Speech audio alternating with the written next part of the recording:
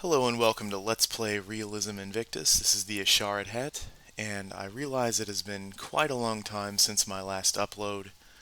Rest assured, I have not reneged on my promise to carry this game out to completion. It has been quite a while though, so I will go ahead and record a longer segment this time. I think probably hour and 45 minutes, give or take, is what I'll do. My job has been pretty stressful the last few weeks, as jobs are wont to be, which is fine. But um, in the time I did set aside to play games, I actually did go ahead and complete a single player game on my own of RI. I won on Monarch as Russia.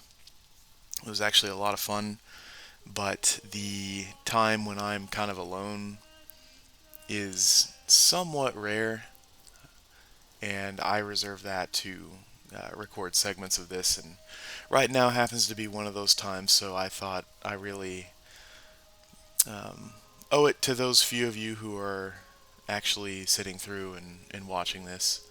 I do want to play this all the way through to the end. I feel somewhat um, disappointed in myself that I didn't finish the last one. And I would have probably, but the SVN update invalidated that save, and I was recording a Let's Play on the SVN, which wasn't smart, I suppose, but oh well.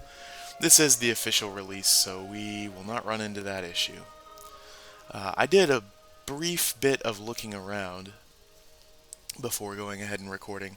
Not super extensively. I found a couple of inefficiencies that I had overlooked before, and I want to go ahead and correct those while I'm recording so that you can see the game being played rather than me playing it offline. This I wouldn't have deliberately done. This is kind of an RI thing where your specialist capacity isn't too vertical right off the bat as it is in the base game. But we can see, I mean, my happiness and health capacity is quite a bit higher, and I'm not working good food tiles. I mean, this spy, for instance, shouldn't be worked. This priest absolutely should not be worked. Let's grow this city to its cap and get the high yield tiles worked. But yeah, those kinds of oversights are bound to happen here and there, but I wanted to correct that one publicly. And we need to figure out what to build after this last.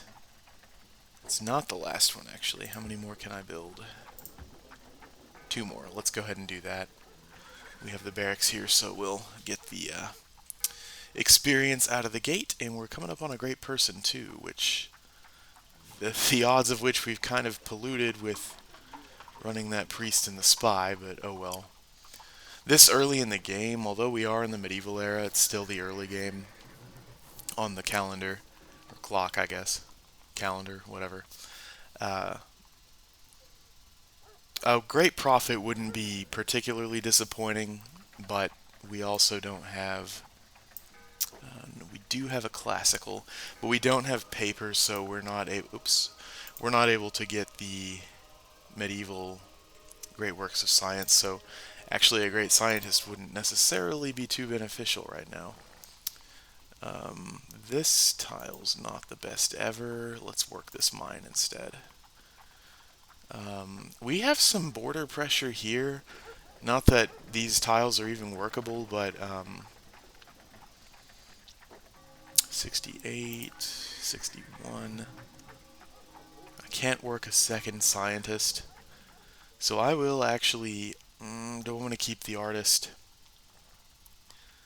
So we can grow twice more. We have more than enough food already for that. I don't really need to work this slave farm.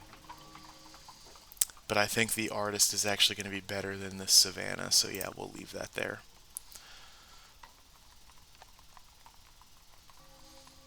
Continue building up the navy. Do I have a workboat on these pearls? I do.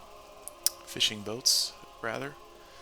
I can send this one in queue down here. Not that we will be using that yet, but eventually I'll build a city on one of these tiles. It's only a two-turn thing. I guess I'll leave that there. I don't know why I queued that up, though. It's possible it was in production and I switched back to the galley um, while that was still being worked. Another thing which is kind of embarrassing that I did realize last time I recorded, if you recall, I hadn't had a great day, so I wasn't in the best frame of mind, but I asked a really stupid question. How do you prevent the AI from automating tiles? Well, gee, I've been playing this game since 2005, and I turn on or off citizen automation. Somehow that escaped my notice, which, sure, I'll eat the slice of humble pie. That is something I really should have known. It could be one of those deals where it's so in your face you forget it exists. I guess I'll go ahead and assume it was that, but just want to go out on record. If any of you remember me asking that question, yeah, that's the answer. And that became apparent to me not long after I asked it. So, oh well, not that big of a deal.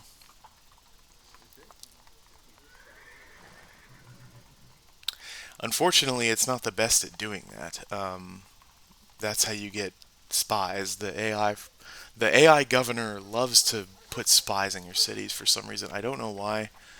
In RI though, with the revolution mechanic, spies are actually significantly more important because espionage is a domestic stability factor. Um, just running one spy can actually make a huge difference in the amount of separatism reduction you get. But that is still situationally applicable. It's not something that's, you know, you don't want to do that in a city that's already clearly stable. Another thing I realized, I talked about Thermopylae being stagnant at 3. It can work this slave farm. Corinth doesn't need to do that. We can spread irrigation here, and in the meantime, I'll actually just go ahead and work this tile. It has a decently high yield with this event modifier. It's still technically unimproved terrain, but 4 total yield isn't really that bad. And that will free Corinth up to get a little more food. It's gonna hurt. Yeah, see, there's one more commerce on this gold mine and one more hammer.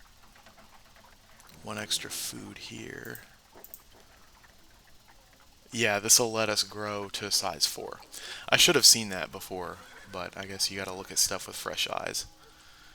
Yeah, we got a spy in every city. I did take care of that. One more bow's fine. We're already pushing the separatism. I've probably mentioned this already, but separatism, 10%, either less than or 10% and below, um, it will only join existing revolts. So if one city nearby, and I don't know if there's like what the distance modifier on that is, if they revolt, there's a chance it could join that, but it's not going to natively revolt on its own. So this is kind of case in point for the color, a a yellow flag. So 2% is not really that concerning unless you've got stability issues otherwise, but it is a sign that the city is a bit low on stability, so this composite bow is a good build, I think. We also don't have any greatly pressing needs otherwise. I mean, sure, I would develop my happiness infrastructure, but it's too food poor. If I could go back and correct building the cottage here, I would, because then we'd be looking at like a size 5 city probably.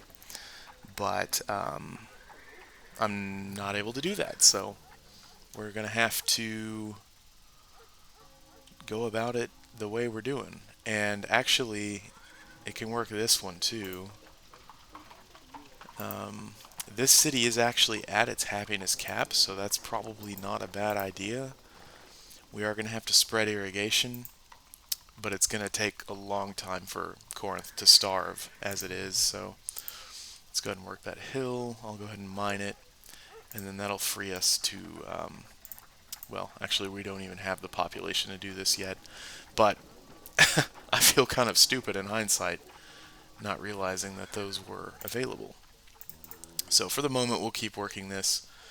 Um, we can actually build this jeweler next, which will allow us to grow to size 9. But yeah, we have options here. This wasn't really that big of a deal. It's inefficient, but what would be more inefficient would be to destroy a fully developed town in the BCs. That's absolutely not worth it for a little more food. In almost every circumstance, I think. Okay, local autonomy, because we paired traditional custom with monarchy, +2. I really, really like traditional custom for this improvement. Happiness is so scarce in the early game. Um, and actually, another thing, this is an actual farm, and we are in slavery.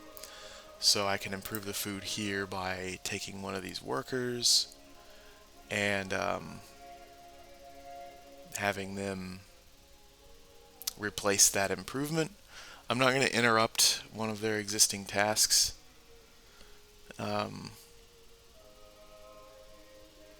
But once they're done, I'll send one up there to do that. Because I want to get rid of this jungle.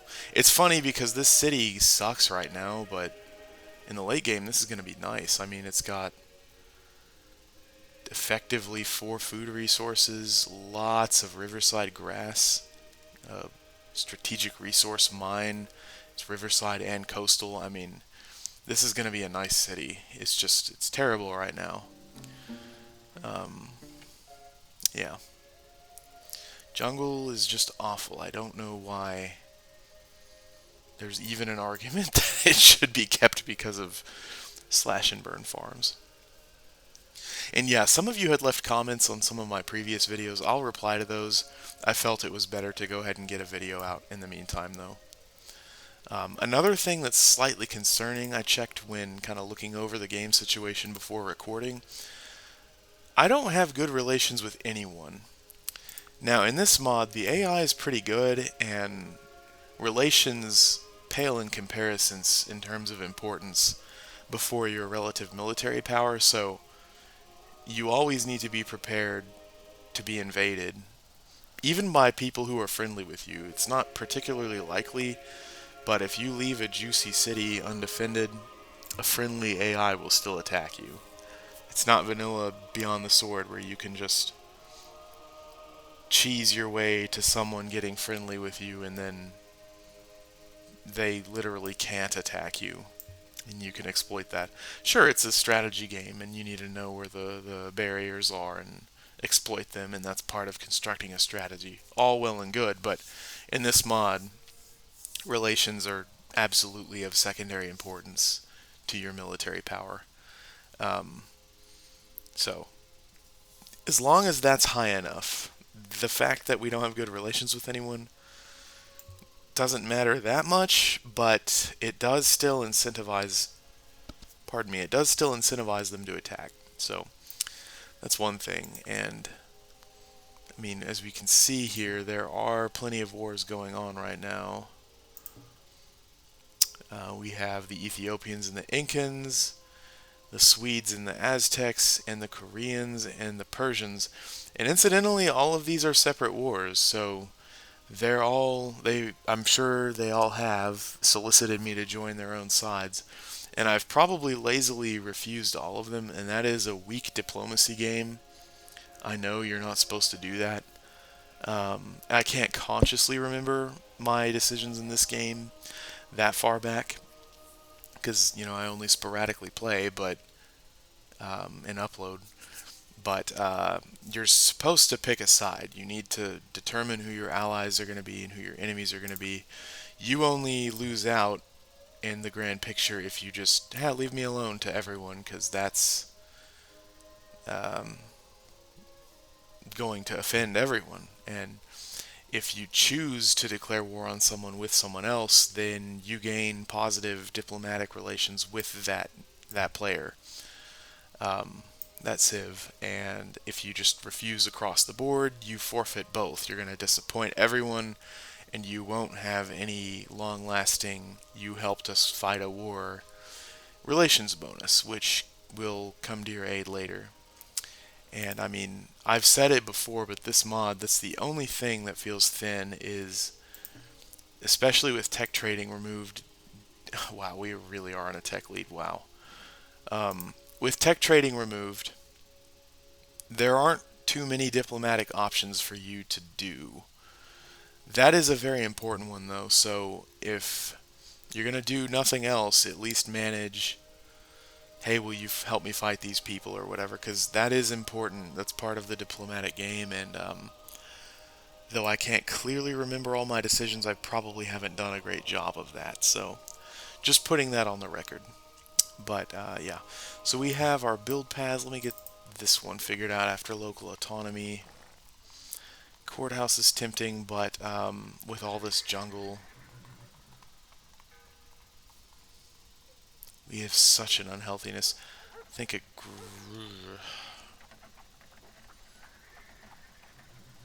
it's going to take a while to clear all this jungle, and then we're going to have so much food that our pop is going to put more unhealth pressure on it.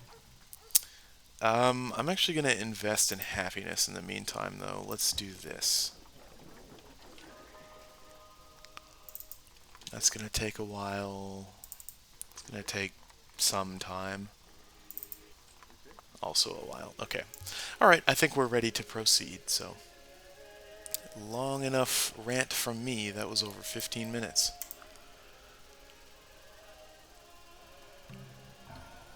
Okay. Yeah, and this stack was en route to join here. The Aztecs are probably going to do another suicidal war on us.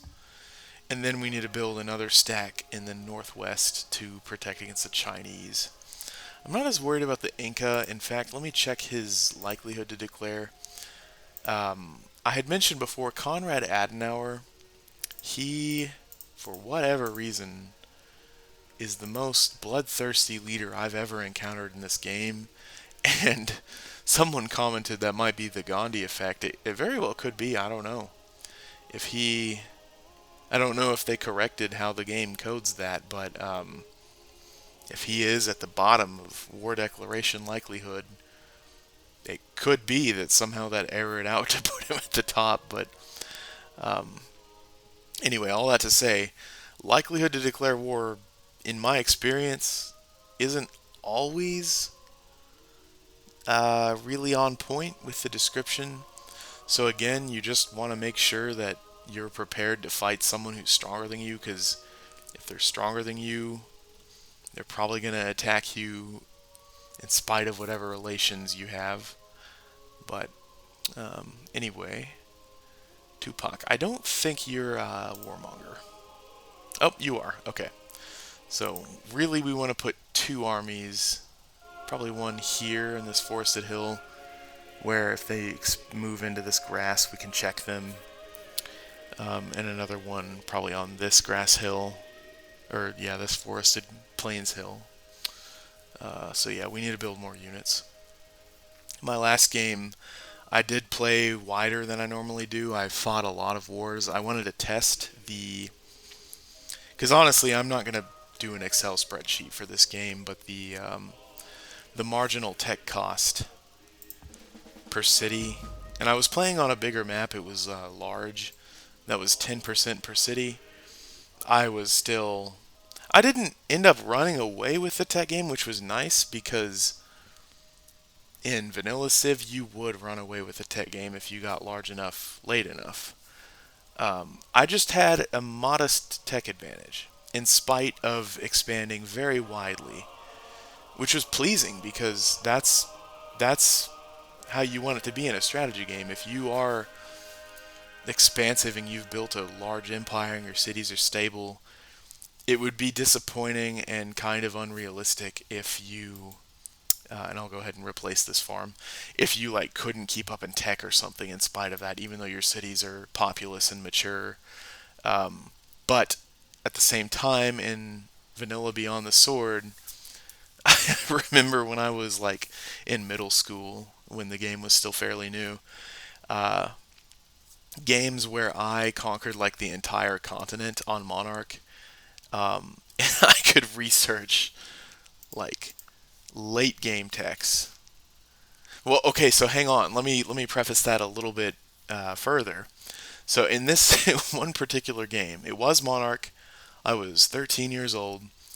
To be fair, I played with barbarians off, but so that does mean it's like Prince and a half. It's not really Monarch, but whatever, close enough.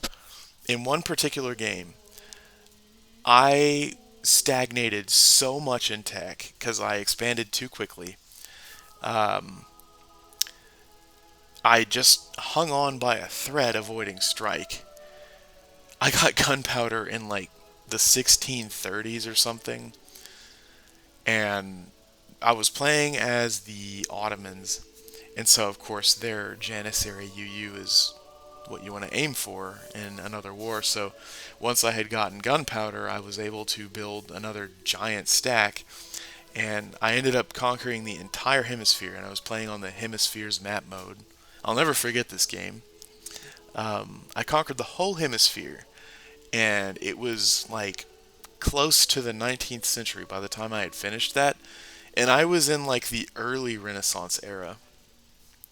Well, once all of the riots and stuff from the new city conquests were over, I had like almost 3,000 beakers per turn, and in the unmodded game where you don't have a tech cost penalty, my research just went completely vertical.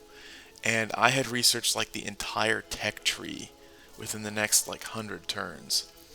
And needless to say, I ended up winning that game, but while that was a lot of fun and very gratifying to me at such a young age to have, beaten the game at the hard difficulty level minus barbarians, fair enough, um, or in all fairness, I should say, that, like, from a mature perspective, isn't really a great strategy game experience because then you have how do you make the 4X game? How can I expand as optimally as possible? Which, sure, that should be part of it, but how can I maintain the most effective rate of research?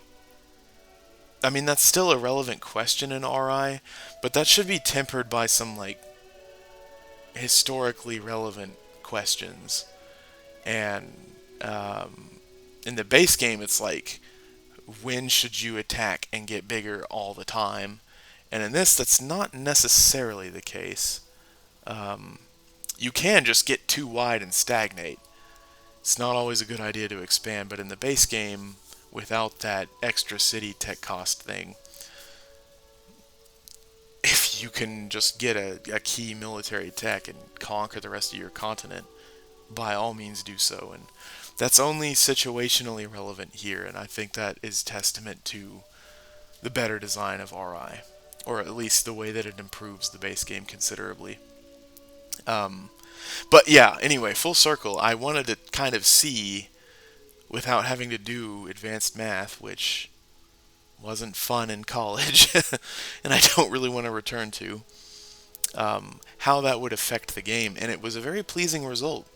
I did expand pretty aggressively. I wasn't at the very top. It was actually very fun because it was myself, the English, the Chinese, and then and the Chinese I think were no, they weren't a barbarian civ, but they started in the middle of the map where there were a lot of barbarians. I found out when watching the replay later.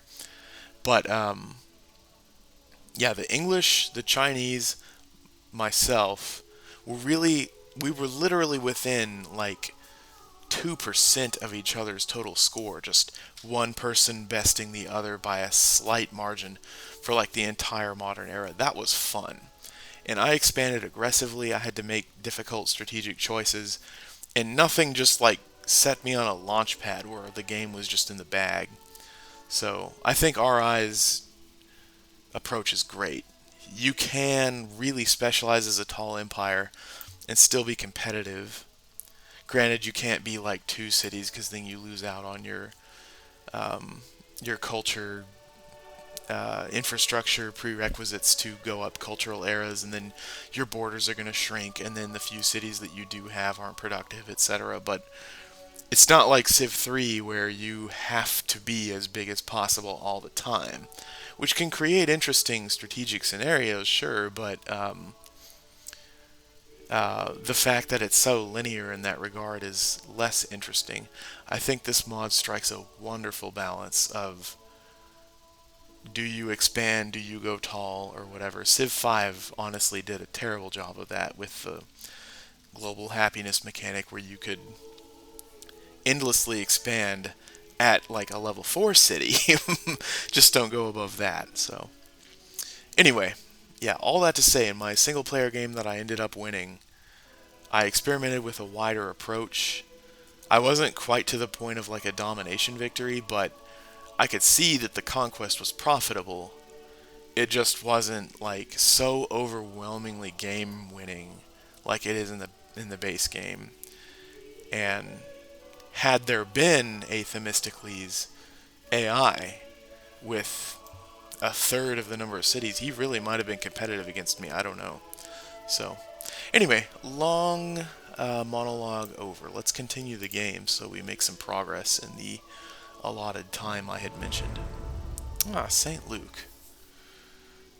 It's funny, you quote Jesus Christ and put it in the name of St. Luke, but okay. I guess he's the one who put those words in Jesus' mouth. I mean, my bachelor education as a historian and my wide amateur reading would have me find it quite plausible that Jesus himself said that. But if we're being strict, Luke was the one who actually recorded that alongside other disciples. But yeah, in game terms, this is sort of what I mentioned. We polluted our great people points with a priest that I really shouldn't have been running, because every turn you end stacks the cards for a great profit. Every turn you end where you're running a priest. So, but I mean, super specialist great profits are pretty good, honestly. I mean, this is going to put us in a budget surplus. There's no way. Well, religious law, 3,000 turns. Bulbing text is something that the utility depreciates considerably as you go through the game, but in this case, that's going to be most of the tech. We're already in the Middle Ages, so we don't have to worry about the crossing the eras threshold, but there's not really anything offered here that's going to be especially useful. Maybe Chichen Itza, but in fact, I don't think I'm sure I have once or twice. I don't recall building this wonder in this mod. They didn't actually change the defense bonus. This War Weariness is new to the mod. It's obsolete with a fairly late game technology. That could be nice. War Weariness isn't really relevant, though, until about the time period of this technology. So that factor is kind of marginal, I think. The defensive bonus is nice. But I think in the long run, since we are running Solar Cult, let's not forget about that. And Paganism, because, in fact, and Paganism because we have Stonehenge. Just Stonehenge this time. But Stonehenge pagan temples are nice.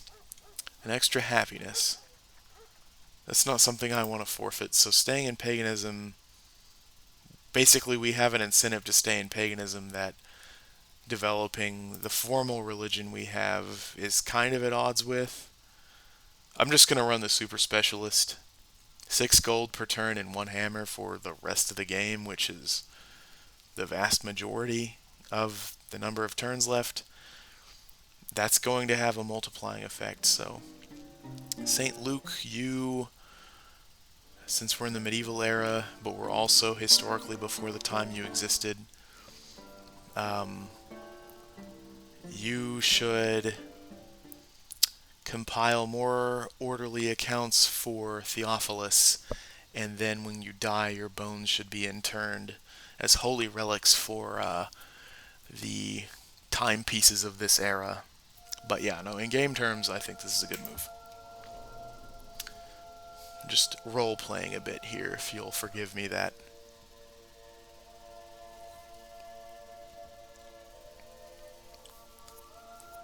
I do encourage you, if you haven't, the Gospel of Luke and the Book of Acts, written by him. Very eloquent, very beautiful.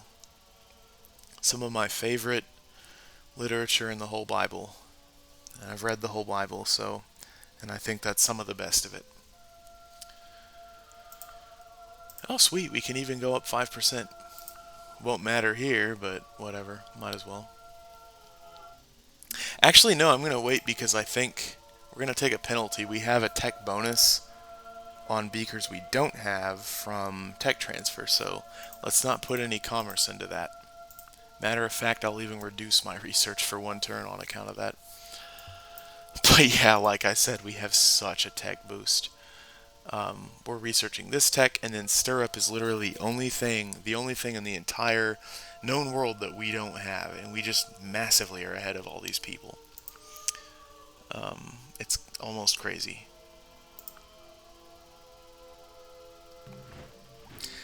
In fact, I think Athens is the large. No, that maybe not. Maybe I'm thinking of a different game.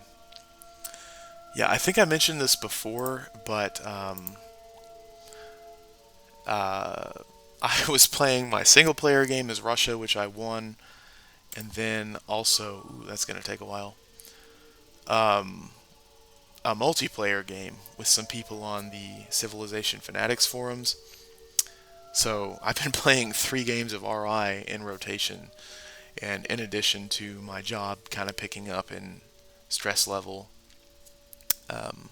this one kind of got lost in the mix, but I will finish this to the best of my ability. Unless I literally can't do it, I'm going to finish this, and I intend to play it. So I want to give y'all a long session. I know some of you commented recently on some of my more recent uploads, so I don't want to leave you all hanging. If you're going to spend your time watching my videos, I'm going to spend my time continuing them. I'm going to go ahead and just promote you to strength. This thing gets so many, like, across the board advantages that strength is probably the best thing, because it will just enhance the other specializations it already has.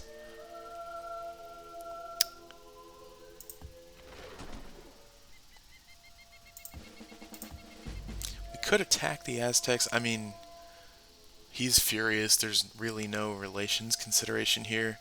If nothing else, I can just raise his cities. That will kind of create a vacuum that someone else can fill later. This early in the game, though, I don't really want to expand into jungle. The only consideration is he does have iron down there, and we don't have iron. I do recall mentioning in the last video, the only available source of iron that we know of, as far as I can see, I mean, available as in we can settle for it, is in this pretty terrible area that has no domestically suitable food. There is iron down here. If we took this Barb City that's 2 diagonal, we wouldn't realistically get it from there. I'd mentioned needing to explore this area for quite a while. Really, we should have already done that. I'll be able to spy soon and do it, but we have a strong stack. I might literally just attack him. And if, once we get there, the city looks worth taking, the AI settlement, pathfinding, and location choosing is sometimes horrible. Sometimes it will destroy an excellent city spot because it settled like 1 or 2 tiles away from a perfect spot. And the city's already so developed that you're really hard pressed to raise it and resettle, but you're fully conscious of what you're giving up in the long run by having an inferior position. So I might just go ahead and attack him. Of course, I'll wait till this guy's done and he gets down there. But I think it would be kind of a sin to play as the Greeks and forfeit the use of our excellent unique unit, which gets great hill strength, cities on hills that applies there. Spearman, one of the strong universal units of the ancient world. Just, it's a universal bonus, it's not even an attack bonus. And I might have said something about this before, but that bears, that warrants mentioning. Spearmen, and I think this is pretty historically accurate, they are kind of a jack of all trades unit in RI. In vanilla Civ 4, they sort of unrealistically were the counter to cavalry, but really in pre-gunpowder warfare in the field, cavalry was just simply better than infantry until, ironically, the era of gunpowder, which for the better part of 2 centuries coincided with proper long pikemen, which could best heavy melee cavalry, but at the same time as gunpowder, which concurrently existed. Until then, spearmen, and I think the mod does a wonderful job of modeling this. Sure, like, if you have a large pointy object that you can just brace yourself and plant into the ground, a horse isn't going to be particularly suited to not get killed by that relative to like a sword, but spearmen have a slight disadvantage against cavalry in the game, in this mod. Whereas in vanilla Civ 4, spearmen would like decisively beat cavalry, and that's kind of a fiction. In this mod, cavalry, and at the beginning I said I wouldn't go into any kind of long description, but whatever. Yeah, CH, I'm misspelling it. I'll just go ahead and say horsemen. And this is light cavalry, but whatever. Yeah, that's actually not a good example. Cataphract is what I'm looking for. They have a strong bonus. First of all, they have a high base level of strength, which is realistic for their era, their day in the sun. They also have a pretty good bonus against melee, so a quarter of 7 is almost 10. But if you go back to the spearmen, even though in relative terms it has lower strength to begin with, in relative terms it has a higher bonus against charge mounted, which cataphracts are. I was initially looking at rage mounted, but oh well. 8 is still slightly lower than that. So like if it's going to fight infantry, this is going to be the toothy, difficult thing to deal with, but it's still slightly at a disadvantage. Cavalry dominated the battlefield until almost modern times. And that's just a historical fact that this mod does a good job representing. In the base game, you could just decisively kill cavalry with spearmen, which is kind of stupid.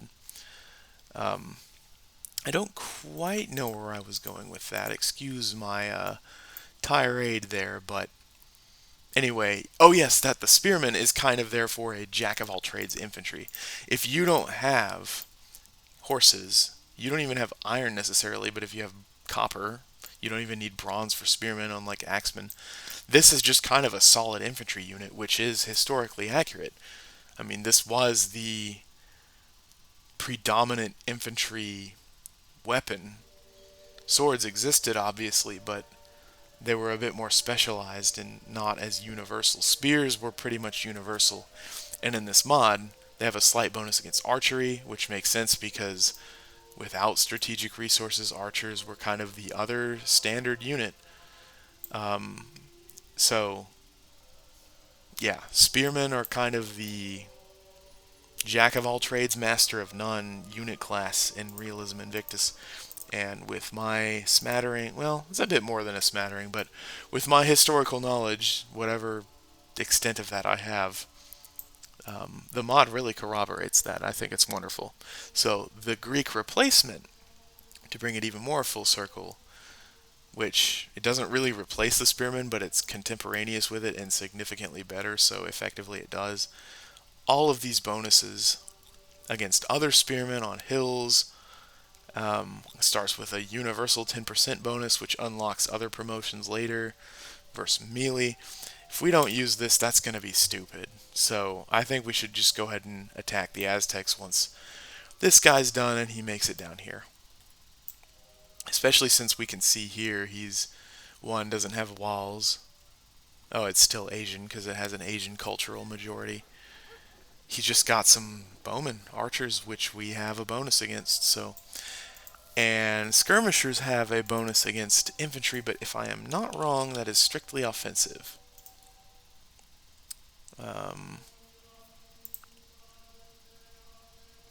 Yeah, attack versus melee. And they have a malice in cities universally, so if he's defending a city with skirmishers, it's not going to have a good time against our hoplites.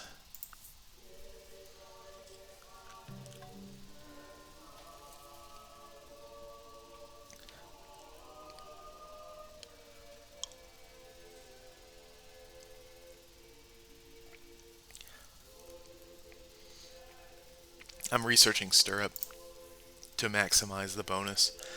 That was the other tech that others had. Otherwise, we just have a massive tech lead. And I might even cancel open borders agreements that aren't useful for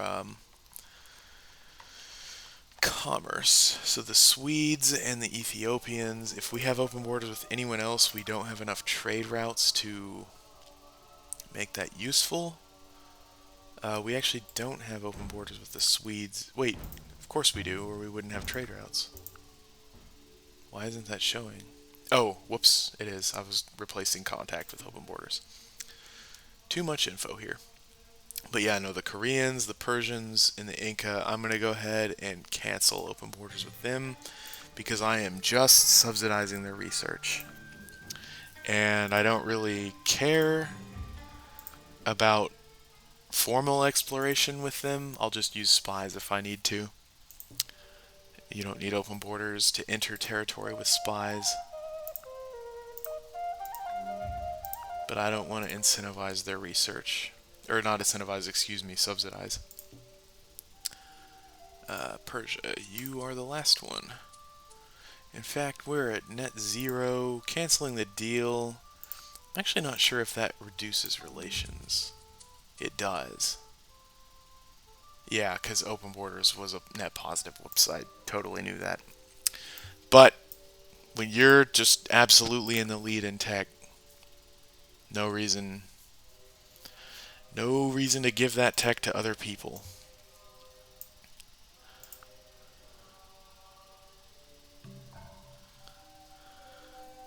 Okay, yeah, I'm going to go ahead and send this all the way down there. They give us one extra fish. I'm not going to settle this spot probably until shipyards, which give you a subsistence level of food production on coastal tiles. But yeah, and then one change in 3.6 I really like. I think I suggested this one time. Someone else might have, and Walter actually did this. I really appreciate it. The industrial shipyard results in a net positive food production on coasts. You get 4 food per tile, which is awesome. It wasn't me who made the final argument for that. I think I had suggested it before, but someone went on this tirade about the fishing industry in like the 1950s because all of this exquisite fish, which, yeah, you're offering me one thing, yeah, well, what else do you want to give me? And then you end up upping the ante. If I trade my other limestone away, my stonecutter won't work, so I'm not going to do that.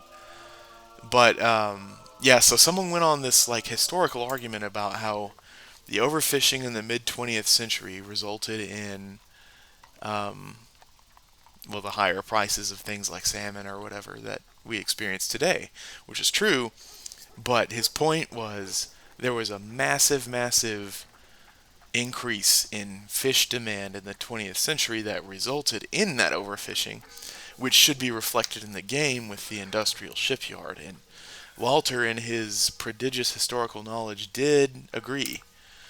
And I remember the first game of RI I played all the way through. I didn't clearly see that the industrial shipyard replaced the Renaissance one, so that +1 food I thought was an additional rather than just replacing the old building and retaining the same effect.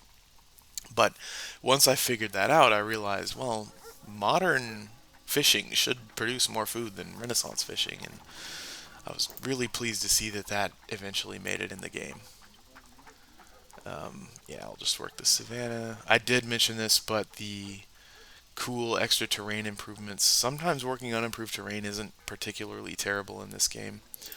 I will go ahead and build a spy. We're probably going to attack him before we send the spy ahead of us, but whatever. 7 turns. Yeah, we will probably. Yeah, I'll probably move here, take his worker, and then move southeast.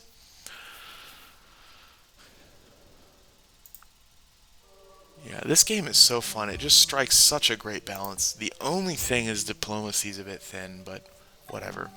You can play Victoria 2 or EU3 or whatever and get a little bit of a richer diplomacy, but this is just like a pure game. It's so fun. Like, everything you do is so tied to some kind of a rich decision. I was really in the mood to play this. In fact, Supreme Ruler 2030 came out yesterday. I played that a bit with my friend, and it was fun, but one, the UI is not even close to as good as this game's. Even though, ironically, they made a huge number of improvements to it. And everything's just so granular. It's not as fun. It doesn't feel like a game where you're making progress or the decisions you make have some kind of weighty impact that you can kind of palpably feel like it does in this game.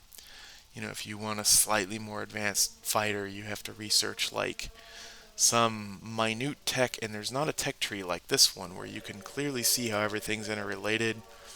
Nothing's so granular that it isn't a fun concept technology, but it's like an actual tiny piece of integration, and that kind of takes the fun out of it, especially when you can't see what the big picture is supposed to be. And it's a good game. I do like Supreme Ruler. I'm going to keep playing that with him, but I just pointed out to say that Civilization is just special. There's something about this that's you can just get lost in this game. And every decision feels rich and historically flavored in a way which is just a perfect balance. Well, an excellent balance. Perfection is an elusive concept, but I digress.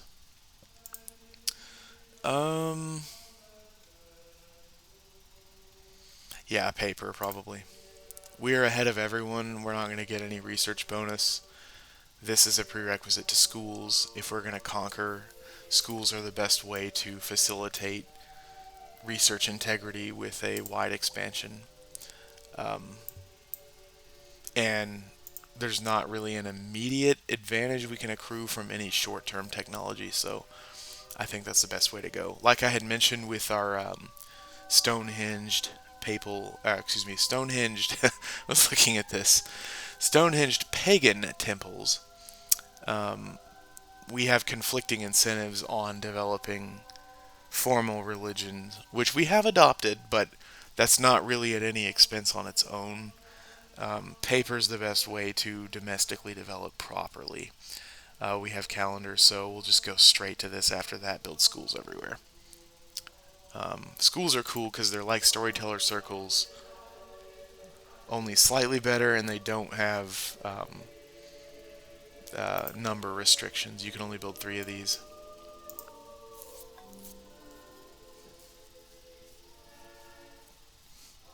Man, I've talked and talked, and I've played so few turns. I don't need your pigs. In fact, well, okay, Bactria sucks.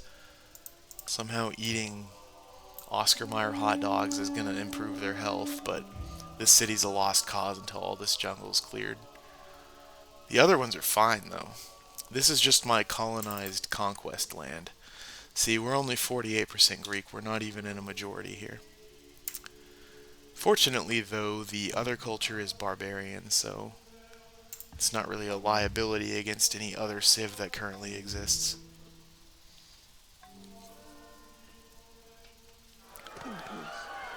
I will clear every other jungle except the slash and burns for now. In fact, I probably should have moved into this banana because we'll want to clear that, but we can't really grow with our food yet, so at this point it really doesn't matter. That still would have been slightly better to do. But I'll clear all the unimproved jungle, then probably clear these. Because, I mean, we're losing 4 food per turn from unhealthiness. We're not going to run into a starvation problem.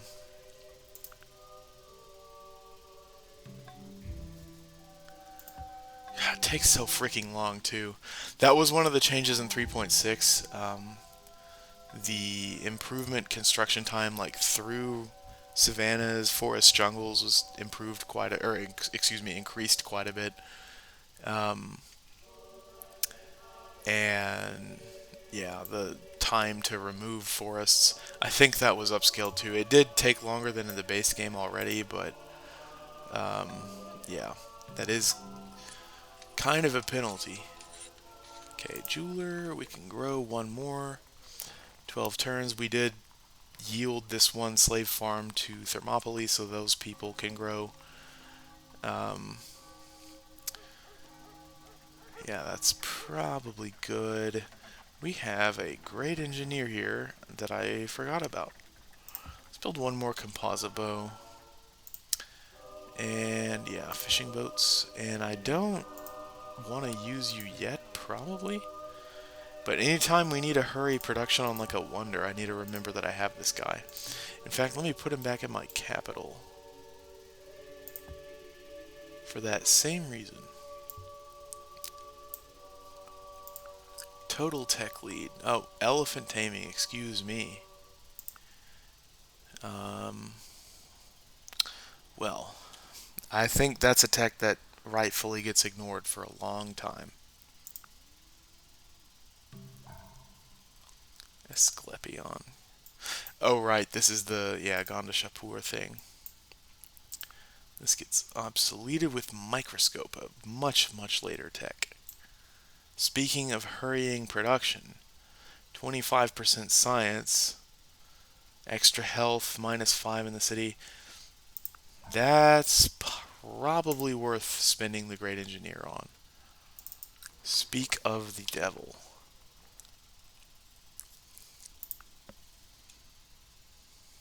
Yeah, this is sanitation and library. Someone else might be working on this. I don't think sanitation is a tech we have the market cornered on. Water pump, water pump.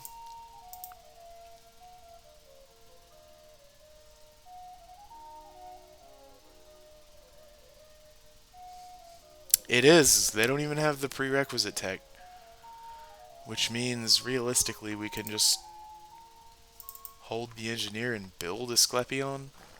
Unless there's an unknown civ that's more advanced, which is possible, but literally everyone we know doesn't even have water pump yet.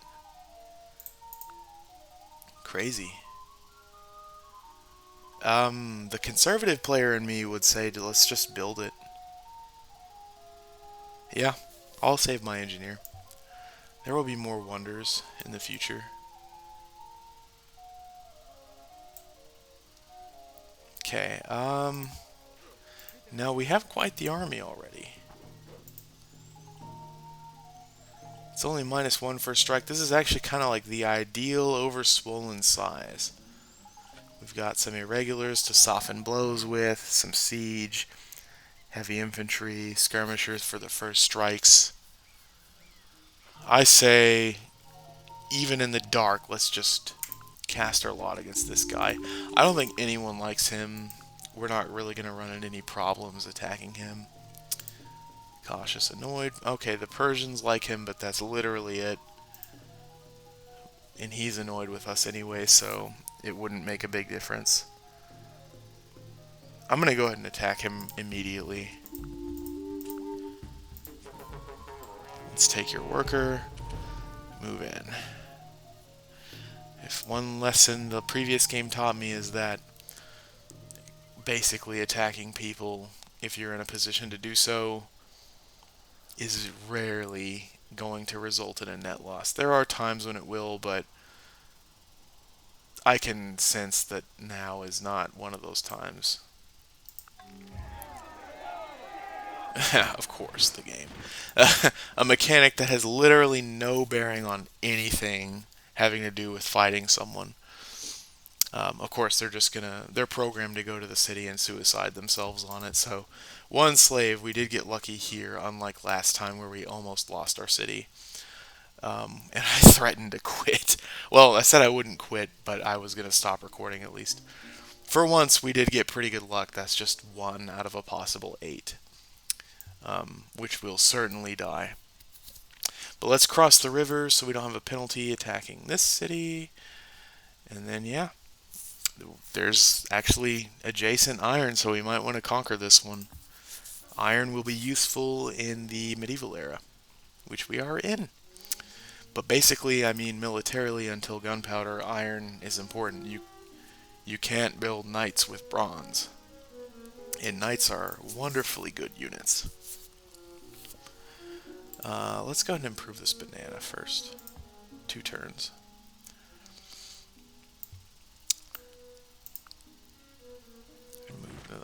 Oh, they didn't even move onto the cow. How gracious of them. Now, with walls, the one other cool thing about RI is walls actually slow down the defense reduction of siege units, unless they're gunpowder.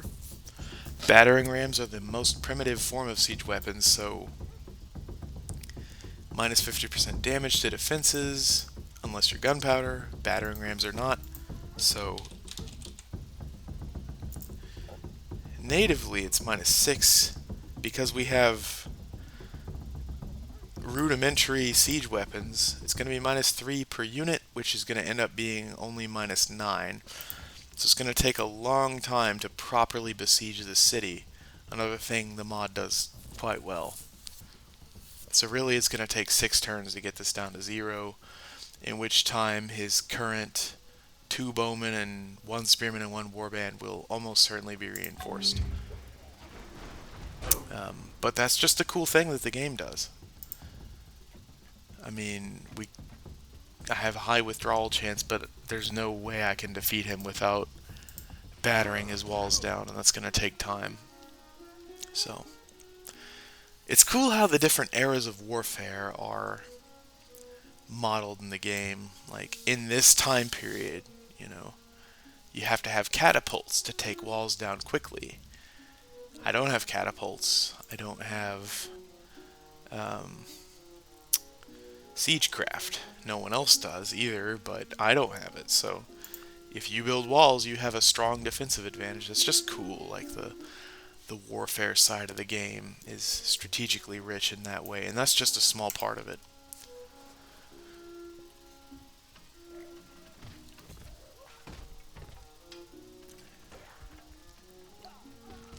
Okay, yeah. Alright, Spartacus, your revolt failed. But you gave me Alexander the Great, so hey, I'll take it.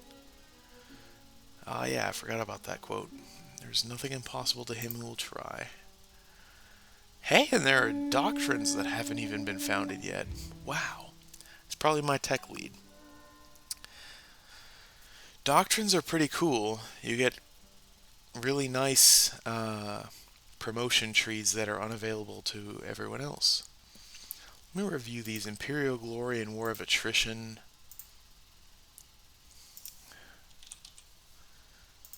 Army Prestige in every city. Glorious 1. Barbarians don't matter at this stage of the game, really. Unless you're playing on Terra, and then you gotta fight the New World barbarians. Yeah, okay, Imperial Glory, that's cool, but fact, what's the prerequisite tech for this? Nothing. So this is important to have early on. But yeah, no, that's not something really useful at this stage of the game. War of attrition, doctrines, skilled raiders, attrition tactics. And this is only cavalry. I kind of like the idea of making one of my UUs really, really good. Let's do that. Cool paved roads, giving a 2-move unit just such a teleportation through my empire. Especially when it's going to take a long time to siege the city. Okay, we finished that. Yeah, let's build a paved road here.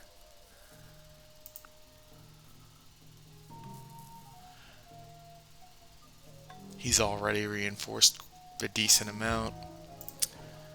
But go figure, I would too. Okay, you're done clearing that. Let's clear this one. I hope he can't throw something at this general, which is currently defenseless. Oh well.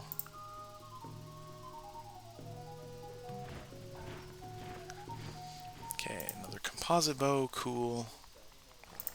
Local autonomy will serve you well in the future. Let's just do that now. Clear. Let's find out which one of these dudes. They all have equal strength. Let's let the number 1 guy go here and be led by Alexander the Great. And I'm going to give him insane city attack bonuses. You keep reducing defenses.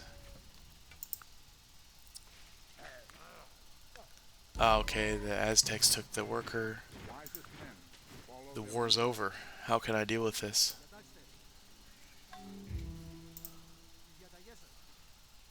However, his Jaguar is nothing to sneeze at. That is a pretty good unit, honestly. Let's send 2 dudes over here. Let's send them to the city. He'll probably cross the river here, I have a feeling. Okay, Alexander the Great, may you live forever in glory.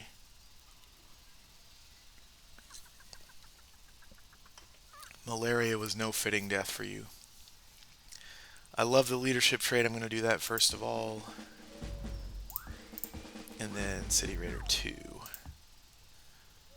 And then even with some city defense bonus, we have a shit poor attack against that city. But we won't lead the charge with Alexander. No worries.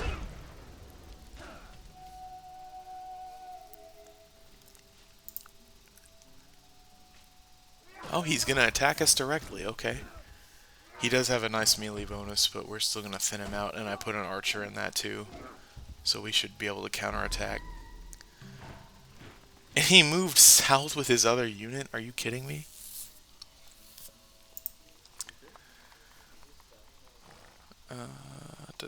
Yeah, market. Harbor Master Quest, I don't really care.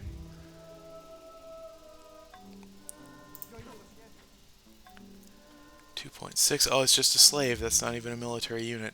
However, it has such a jungle bonus in addition to its native bonus. And its bonus against... It's only... Oh, it has a melee universal and an attack against melee bonus. We don't really have winning odds here. I'm feeling kind of risky. I'm going to go ahead and risk it. And we died. But he's going to have to retreat now because he can't defeat another full strength unit.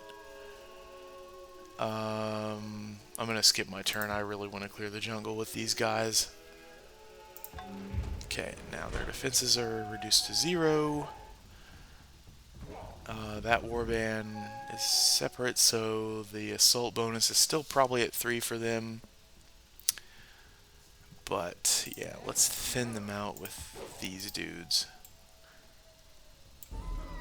They're basically all gonna die, but they're gonna reduce. Oh, one of them won. They reduced hit points to pathetic levels. All right, so Alexander can get 2.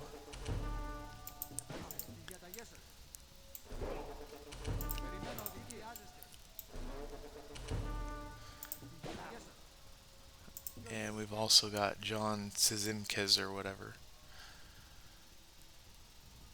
Yeah, let's maximize the EXP gain from leadership. They're gonna spawn some partisans. And they're gonna spawn some more partisans.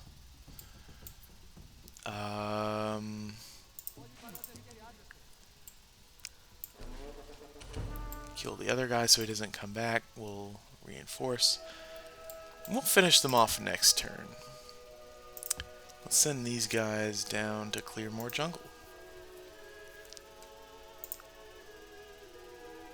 Oh, he's gonna attack me directly with such a weak unit? And he wins? Are you kidding me? I get like 1% odd combat rounds frequently, but what could that have been? 73%? Are you kidding me? So forest strength, attack. Yeah, okay, so forest and jungle, well, this was jungle, attack and versus melee was 75%. So, and he has he has woodsman 1, which is another 20%, and some other stuff and the melee bonus. So yeah, I guess that makes sense. He has 0.1 strength though, so he will be annihilated here. This city is without defenses, but also without neighboring enemies, so.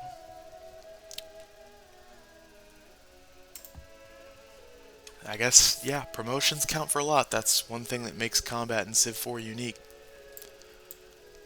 We're gonna scout with this spy.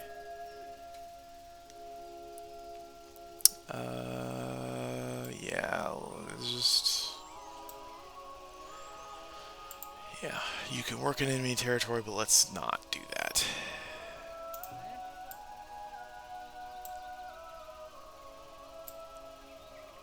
Okay, you can promote Alexander again.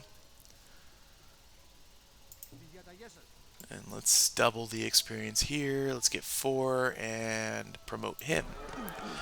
And we conquer this city. Let's take it for the iron.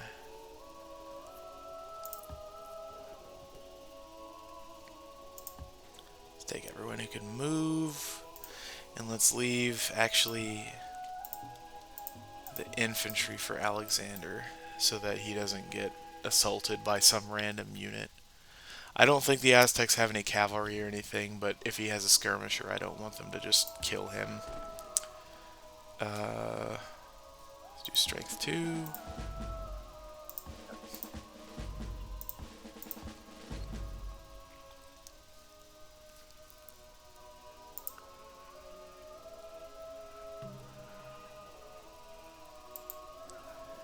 And there's their capital. Defended kind of poorly. I think I'm just going to take him out and conquer all of this, honestly. There's no reason not to. I'm going to give you City Raider 3, Alexander. Heal 1 turn, you fortify. Flanking 3 for you. Thanks to knowing Stirrup now. Go to City Raider 2, you go back to where you were.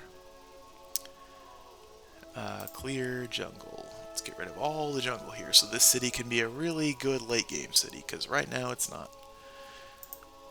We can improve our research, and we plundered money from conquering Tlacopan, which doesn't sound very Greek at all, but only some of the dynamic city names are cross-civ compatible, if you will.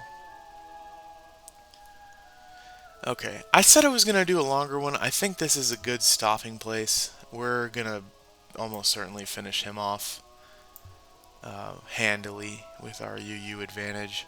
I need to go to the bathroom, and I don't want to like awkwardly stop for just a minute and then come back. But I think I'll put out another video soon It was quite the delay, so I really felt the need to put something out. Um, I don't think that same delay is going to prevail in the immediate future. So, yeah, thank you for watching. This is the Shard signing off.